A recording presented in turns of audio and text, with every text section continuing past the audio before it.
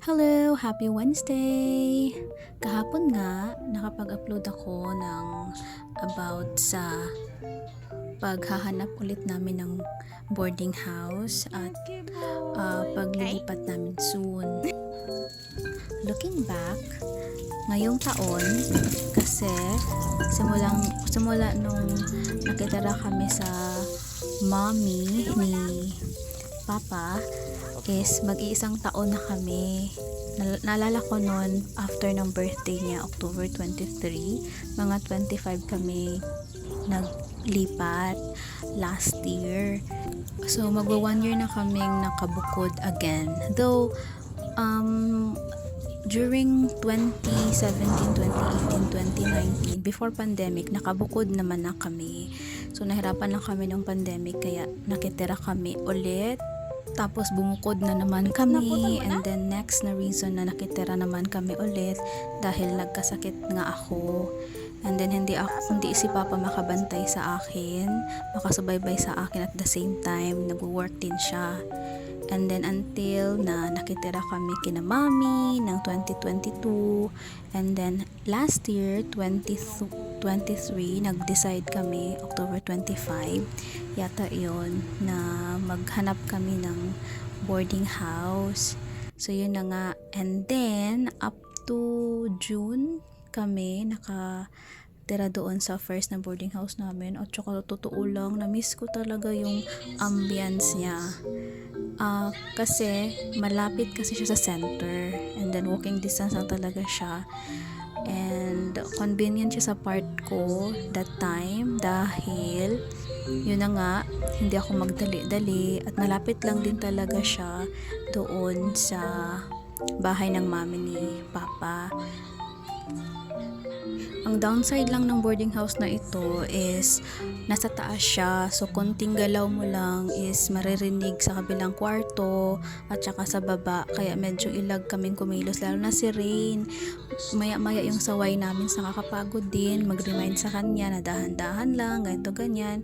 Pero in fairness October, November, December, January, February, March, April, May, naka 9 months din kami doon dahil nga advantage sa part namin. And ang naging problema ko lang that time, kasi may plano na akong mag home base, mahirap settle ng mainit kasi siya. From 9 mainit na hanggang alas 4. So okay lang kapag nasa center ako, kasi sa araw halos wala naman na kami sa bahay. Si Ray nag-school, si Papa nag-work. So kapag yun na nga, kung plano ko talaga mag home base, maghanap ako ng space na hindi masyadong mainit dahil yung computer or yung laptop kailangan hindi siya naiinitan dahil masira siya agad. Basta alam niyo na yon, di ko na kailangan i-explain, okay? And then, that time, alanganin din ako magpakabit doon ng internet dahil nga sa sitwasyon, yung init nga, at hindi rin kami agad makakapagbili ng aircon dahil wala pa kami talagang pera. So, ang option is maghanap ng kwarto na kahit maliit, at least hindi mainit, at saka merong backup na internet para hindi ko na po problemahin if ever na hindi agad kami makakapagpakabit ng internet.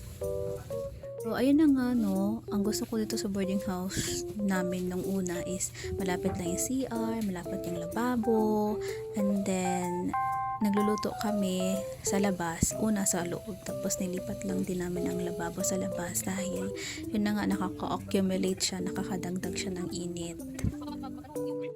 At saka mabait din talaga yung landlady, madali ko lang siyang na-close deal, yung kailangan na namin maglipat that time. And then kay Richard, at hello kay Ronald, minsan namamalditahan to siya sa akin, pero believe talaga ako sa kanyang understanding. Kahit na yung agad-agad na nagsabi kami na maglipat kami, okay lang din sa kanya, naintindihan yung sitwasyon ko, and thank you for that, Ronald. Yun na nga, aside sa mainit dito sa boarding house namin dati, dahil mababa lang yung ceiling at nasa sa second floor siya, And then, paggabi, may mga bata kasi or may mga ano ba yan? Teenager na naga-basketball malapit doon. So, ang nangyayari, palagi ako nagasaway kasi rin di makatulog. Kahit minsan 10 na ng gabi, 11 na ng gabi, may naga-umpul-umpul pa rin na bola sa may kalsada, which is, sobrang lapit lang talaga din doon sa room namin. At yun na nga, ang pinaka-turning point na kailangan na naming umalis doon is dahil kailangan ko na maghanap ng boarding house na may internet at hindi masyadong mainit dahil nga alam naman natin na sensitive yung laptop kapag ma-expose siya sa sobrang init, magkaroon siya ng something damage or hindi siya mag-function ng maayos or worse, tuluyan siyang masira. And then, ang nakadagdag pa ng pressure ko that time is ito nga, napag-alaman ko na habang tumatagal is papataas ng pataas yung specs ng laptop or ng computer para ma-approve ka for home base. So ako, alam ko sa sarili ko na yung aking laptop is hindi kataasan ng specs. So pag patagalin ko pa ang pag-apply is baka hindi na ako maaprubahan or worse, kailangan kong bumili ng bagong laptop, which is wala na akong pera para doon, wala na akong ipon para doon. And yun na nga, and fairness sa dati naming boarding house, nakakapagklase rin naman ako kahit nasa boarding house ako, basta hindi lang masyadong mainit at okay lang ang signal. Kapag umuulan-ulan at mahina ang signal, no choice talaga, takbo talaga ako sa center. Then, sa next naming boarding house, unang visit pa lang namin is nagustuhan na ni Rain dahil nga doon sa aircon. Na-interact kasi yung tulog niya sa dati naming boarding house kapag 8 o'clock na, pag pero at least may weekend tindahan. kasi sobrang init na. So, Pwede. nilulook forward niya rin yung malamig. Hindi ko naman ini-expect na may aircon. Ang hinahanap ko lang is yung hindi masyadong mainit ba, medyo mataas ang ceiling. And then, swerte nga gusto niya daw na diri. paglipat namin dito is naka-insulator siya, naka-doble yung insulator ng Kesame. Kaya kahit hindi ako mag-electric fan dito ngayon, kung ako lang isa, kahit hindi ako mag-AC, hindi ko talaga nararamdaman yung init. Kung wala akong tuloy-tuloy na klase, hindi talaga ako nagpapa-AC So para kani, mura gusto na ko ni diri. Ito yung unang visit namin dito.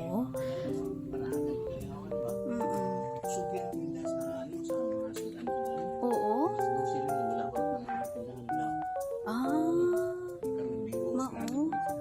Sige. So, gusto ko eh. Nasa pertakan. Oo. Sila kahit mamang imon mo nindahan dito sa patos pikas.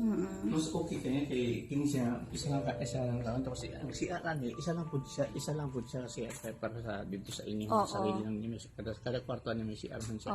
So kini siya pa ano ni siya. Bali mo yung kwarto ihatag na ako ganung package na sa inyo. Imbis na 3,000 na siya hindi mo na bayad na ni do kwarto. Ito na sa tindahan. Tapos ang Itong si Rain, ayaw niya talaga sana na maglipat.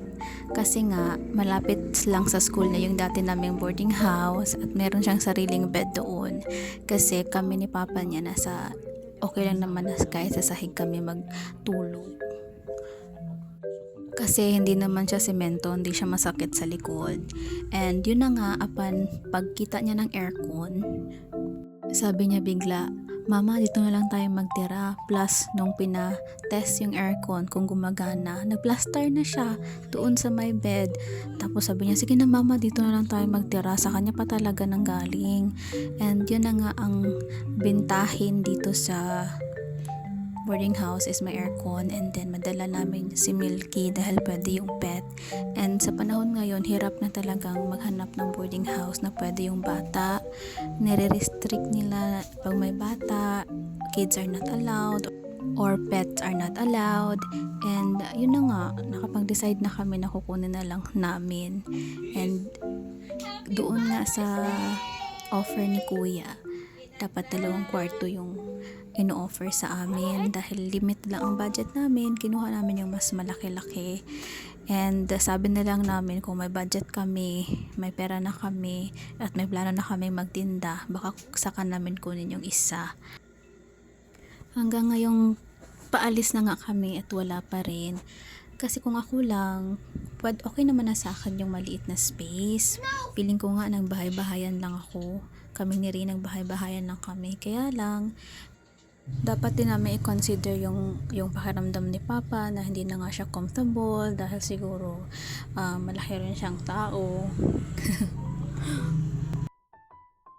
Marami-rami na rin akong nakip na mga memories dito sa boarding house. Somehow, I feel sad na alis kami dito, but ganyan talaga ang buhay, parang life.